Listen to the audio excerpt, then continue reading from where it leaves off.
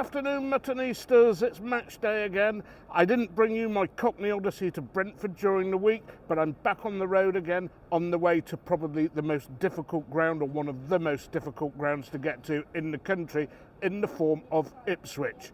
Ipswich is a place I have never actually been to before, so obviously I haven't been to Portman Road. It's the only stadium in the current Premiership that I haven't been to, so let's hope City and I bless and grace this ground with a victory, which is much needed. Well, will we slip up again? Will we see our defensive failings hinder us, or will we put the ball in the back of the net enough times to ensure all 3 points?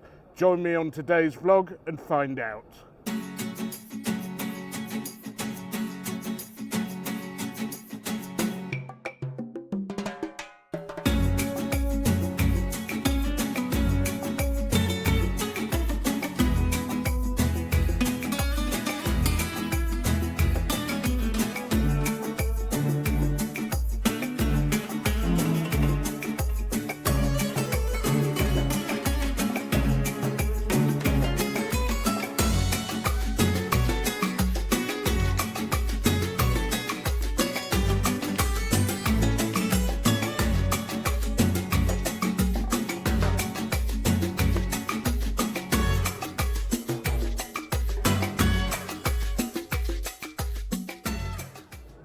And today, Muttonistas, it's going to be a bit of an in and out job. It's more like a Cockney Odyssey again. There weren't that many hotels available in Ipswich, not that many hotels there at all. I couldn't find anywhere exciting to food vlog. There may well be somewhere. And in terms of pubs, I believe there's one away pub just outside the station, and I believe the ground is very close to the station as well. So I'll grab a bite here to eat at Liverpool Street Station, get on the train, and I'll join you when we get to Ipswich.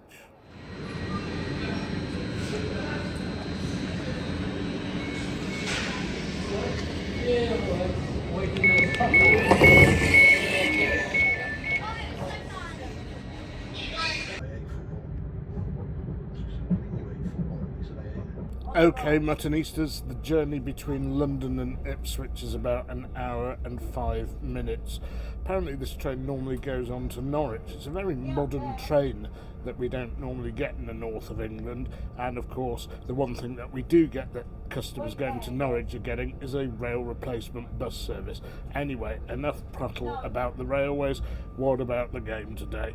Well, I think City should win this one. I know we messed it up at Brentford 2-0 at 10 minutes to go, but I think we are turning a corner here. I think our forward-going play was excellent. Some of our defending was dodgy. We do have some reinforcements coming in, but they won't be able to play for a while, and they won't bed in for a while. I do like the look of the players we have bought. It might bring some much needed balance back to the team. As for the game itself, well, I'm going to predict 3-1 to City here. We're not going to keep a clean sheet. We seem unable to do so. Some questions about Ortega on Tuesday. I thought that was a little bit harsh myself. And Ipswich do have their wrecking ball, the real handful in the name of Liam Delap, who actually used to be on City's books, but it's so difficult to break through at City that it's not a surprise that these players end up becoming stars at other clubs. City were mixing it up and going long against Brentford, and I like the way that Haaland was able to turn his man sometimes and get some really good counter-attacking positions going, although we did mess a lot of them up. But we do have to watch the counters, and I think Kovacic is the key here. I don't want to see him being dispossessed in the opponent's half or being too high up the pitch pressing, because some of the lethal counterattacks that have hit us have come from exactly those situations. I still have reservations about a few of the City players who are getting to start games, whether they're good enough for City. We have to make do with what we've got for a few more weeks, but hopefully again that will change. So I'll be back with you when I get to the pub in Ipswich with the team news.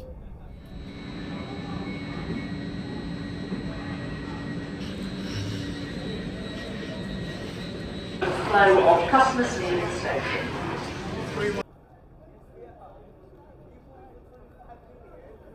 Okay, Muttonista, so here we are. The ground so close to the station. I don't think I've seen a ground closer to the station. And the designated away pub, sadly it's not really a place where people mix and integrate. The station hotel, and in fact an Ipswich supporting Muttonista I saw on the platform said they don't allow home fans in, and it's a pity because it's such an easy route to the actual stadium itself. Anyway, the team news is out, so here we go. Not too many surprises here. In fact, the only real surprise, I think, is actually that Edison starts instead of Ortega. Some questions, as I said, about the keeping on Tuesday. The errors were down at the other end. If they were errors, so I didn't see them very clearly. We've got Gvardiol, Diaz, Akanji, Gundogan, Kovacic, the more defensive-minded players. We've got Doku, Nunes, De Bruyne, Foden, and of course Erling Haaland. So quite an aggressive lineup. Only 3 recognised defenders, so I think we're going to concede one today, hopefully not more than one, and let's hope we've got our shooting boots on. Time for a pint review because it really is cold out here. Okay, Muttonistas, lucky enough to have found a stout. Alpha Stout by Woodpack Lager, or Wolfpack Lager, sorry, yes, Wolfpack.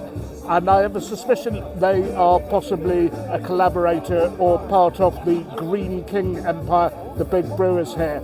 Now, I'm going to give you the second gulp because the first gulp is reserved for my Instagram review. I'll be back in a few ticks. And decent lacing or lining on the side of the glass. And the first taste was pretty creamy, but I'll give you another little slurp for those of you who don't watch my Instagram reels. And I have to say, even though it's out of a plastic cup, it's pretty good. It's very, very cold, so it does possibly disguise some of the flavours a little bit, but the basic flavour is good. A little bit of extra coffee, but not too much more. One of the better stouts I've had around a football ground. Anyway, it's cold here, let's get into the ground.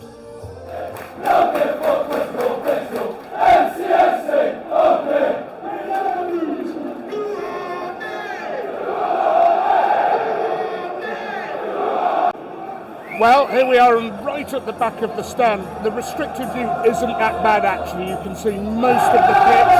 In fact, just a tiny corner is something that's obscured. Otherwise, you can see everything. Can't see the crowd on the other side, but is that so important?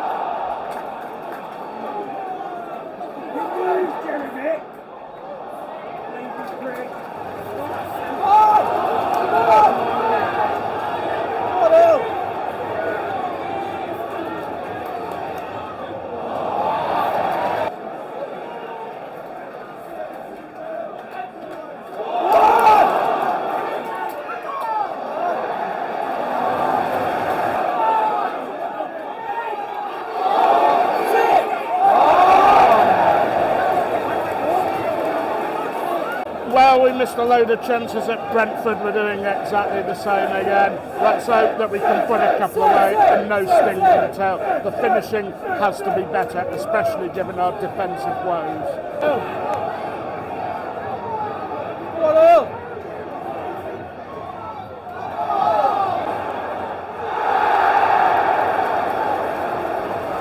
Well, we're playing Nunes as a fullback again, inverting in possession into the centre. I don't think he looks comfortable at all in that role. We need our transfer signings to come in as quickly as possible. Let's hope this free kick doesn't lead to anything.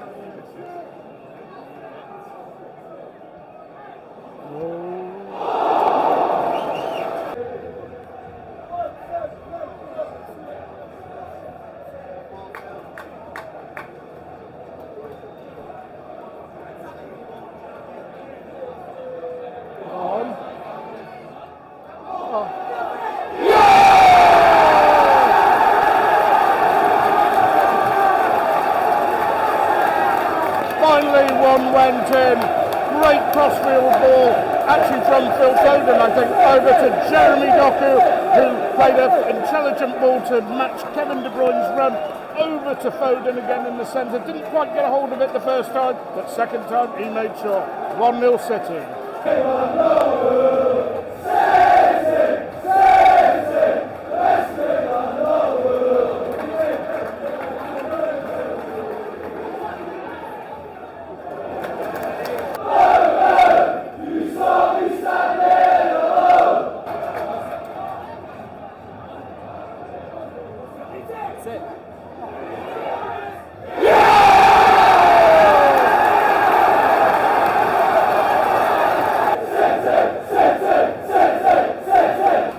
Great work down our left door. Ipswich's right from Doku. He's proving a handful. They can't deal with him.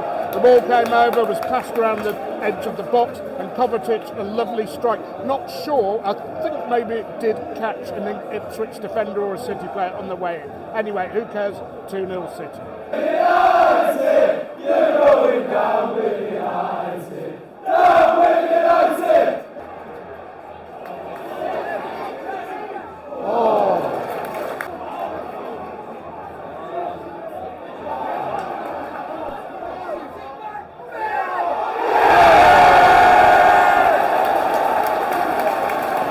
Well, Ipswich do push and press hard. They really put a bit of pace and effort into their pressing, but when you can play through that, it is a bit of a soft underbelly there. We cut through them again. Kevin De Bruyne doing the damage, and Phil Foden, well, it looked a bit messy, but he did get it home eventually. Hard to see from here exactly how it went in, but it's 3-0 City, and for once I think I can be confident about the 3 points.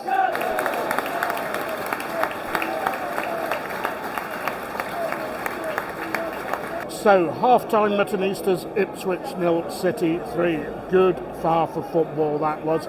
We were a little bit iffy at times in the first half defending, but thankfully it didn't matter so much because we had enough of the ball and posed a substantial threat on the counter-attack. And whilst Ipswich's press was committed, rapid, once you get through it, if you play the right pass, it was like a hot knife going through butter. I think we could have had more than 3 there. Some sloppy finishing at times. I do not like at all the idea of Nunes playing as a fullback, as I said. Obviously he's being helped out a bit, but there are or were situations where he clearly was a little bit uncomfortable, and let's hope with important games to come he gets accustomed to this role, because he'll probably have to play that until new signings are bedded in.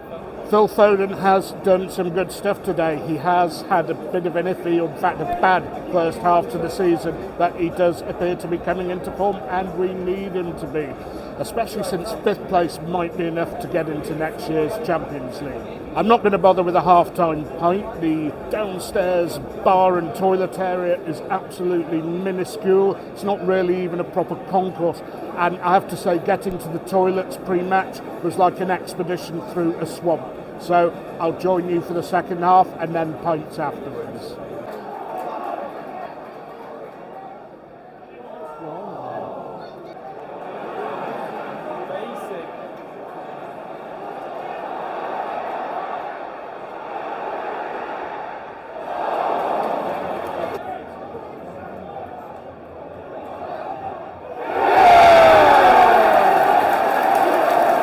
And yes, again, Jeremy Doku proving to be a handful. How well he did to get past 2 defenders. Not sure what he was doing at the end. Was that a cross? Was it a shot? It definitely got a deflection in, but I don't think it would affect the result had it gone wide anyway. 4-0 City. We're coasting. Get that goal difference up.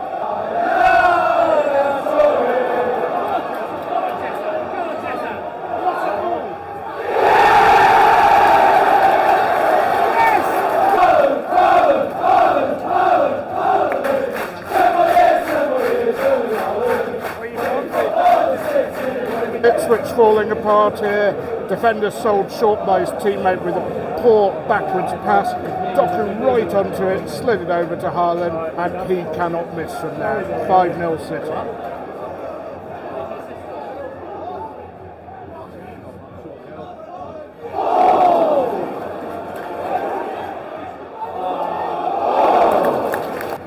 So Haaland, Foden and De Bruyne are all off with about 25 minutes, half an hour left. So I think Pep can risk this one.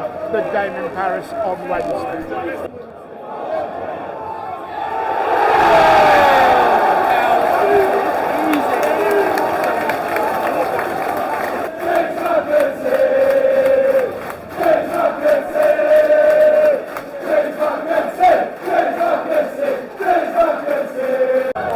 Six now, and a beautiful assist, I think, from Kovacic. I couldn't see clearly what was going on again at that end of the pitch, but I think it was McAtee who got on the end of it with a deft little header.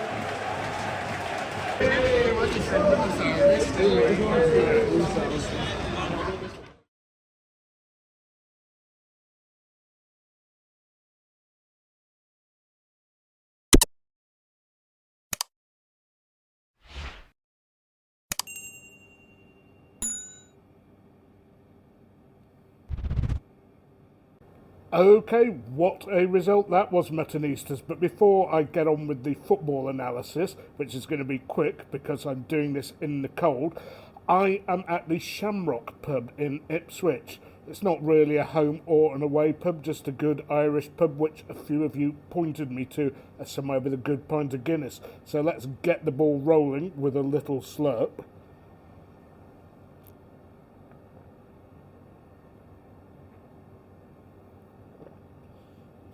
Yeah, that is pretty good, actually. I didn't think it would be possible to get a pint of Guinness as good as this in Ipswich. Not an absolute creamer, but still a creamer. Very cold, though. Would love to try this pint when it's at its correct temperature. Anyway, on to the football. And the interior of the pub, by the way, is quite nice. Unfortunately, pretty loud music there. I wouldn't come in here in colours. It's a place for people to drink, listen to some music, rather than massive crowds of supporters. But I don't know what goes on before the game. I thought City started off a little rustily with Delap and others causing problems, bursting through on the counter on a transition, but as soon as we got that first goal, I thought we were sorted. Some great missed chances before that, but eventually once we got into gear, it was good. It was quick. This is the big thing with City. Too much laboured possession going forward, slowing the play down. Today, we made things click. We made it happen quickly, and I'm glad to see it. And if it means we lose the ball, well, so be it. I'm pleased we kept a clean sheet. I don't think Edison had that much to do. Ipswich did threaten early on, but the moves either broke down or ended up in a shot straight at the keeper. And I'm delighted to see Phil Foden back at the crease, putting in the hard yards, working tirelessly, and creating and finishing off chances. Good thing that he came off early, because we're going to need him in Paris on this rich vein of form that he is currently on. Kevin De Bruyne was menacing throughout, and Jeremy Doku, wow, what a threat he was. I'm still not convinced against the biggest and best teams whether he's the man for the job, but for the grind and the grist of league matches, he is a very good choice in my opinion. No question at all, if you make some little game up of keep, sell, or offer a new contract, I would actually offer him a new contract because he's a valuable member of the squad. Nunes, on the other hand, playing as fullback, it's not his natural position in fairness, and maybe some of the new additions to the squad purchased in the January window will fit in seamlessly so he doesn't have to do this job. He was exposed a few times, but thankfully the threat after the first half kind of petered out a bit.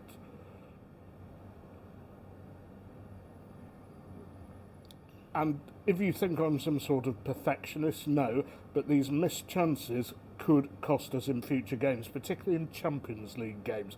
These chances that were missed early on, they could be a prelude to a hatful of more chances like we got today, or it could be like, for example, Villa last season, where the chances dried up and we got absolutely nothing. So we've got to put them away.